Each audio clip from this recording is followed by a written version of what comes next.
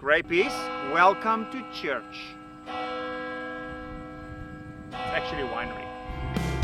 On the Grape Escape, we travel the world in search of wineries off the beaten path to meet unique people and to learn something along the way. My name is Jaco. I'm your personal winemaker.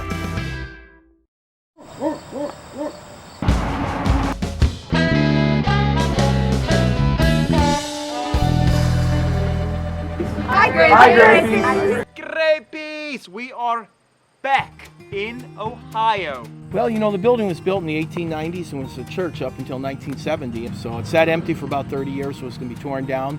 And I was driving by one day in the winter, and I stopped to take a picture, and the lady was out there in the yard. She said, "You have the whole thing, just get it out of here." And we just planted 10 acres of vinifera grapes that year, and so this was the starting point of our wine cellar as well. South River Winery is only a 45-minute drive outside of Cleveland in Ohio.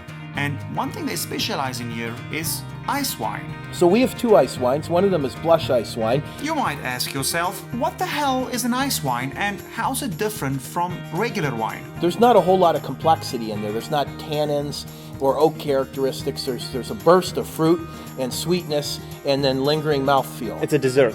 Yes, it is. Yeah. And that's how it's meant to be enjoyed. Just like a pie. Usually you don't sit at home and eat a whole pie or a whole half gallon of ice cream. Well, I mean, maybe.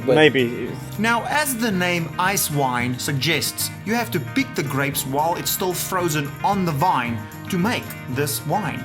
The grapes are the same way all this sugar acts as antifreeze. And so you have to get down to 18 degrees, not for an hour or two, but about 6 hours, or 15 degrees for maybe a couple hours. But you need that shot into the teens, and when you find it, you'll go out and you'll touch the grapes in the dark and they're rock hard, and then it's fine to pick.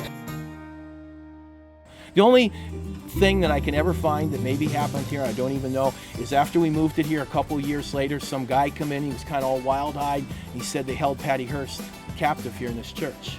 And so who's Patty Hearst? Right, a lot of the younger people that work for me don't know who Patty Hearst. Patty Hearst was... Grapie, click on that video if you want to hear Patty Hearst's story.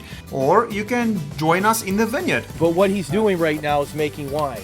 What? He's making wine? He's making wine. That's right. We're not pressing grapes or adding yeast or anything, but the wine all starts with flavors. And so as we open the grapes up to the sun and we try to organize this unorganized trellis, next week we're going to start to drop fruit that's not coloring correctly. And so this is an important window of time. This cluster, this is a keeper.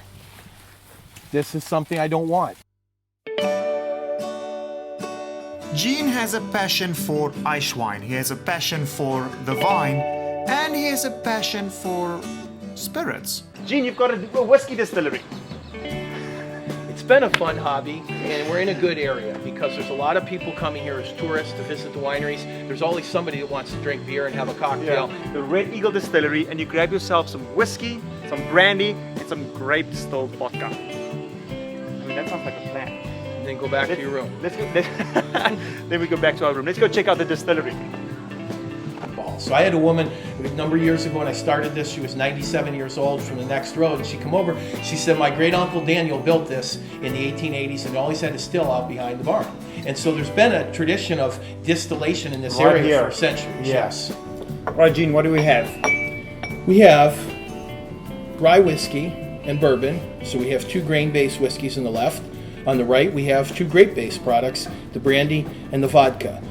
So many times people that don't think about spirits, they see that and they say, "Shot, will throw it all back at once." And that's the worst thing you can do. It damages all the receptors and overwhelms them. And so the natural thing is to want to swirl, which I did, yeah. but that only intensifies. I did too. It's better to Just want to deeply draw them in. I'm going to go back to work. I got a guy here to got drop it. things off. Thank you very much. No, it's been Gene, very good. appreciate it. Thank you. He left. He has to go work. So I guess that leaves me and you guys with all this whiskey, rye, and vodka. In the next episode, Grapies, believe it or not, the wine adventure takes us to Belize.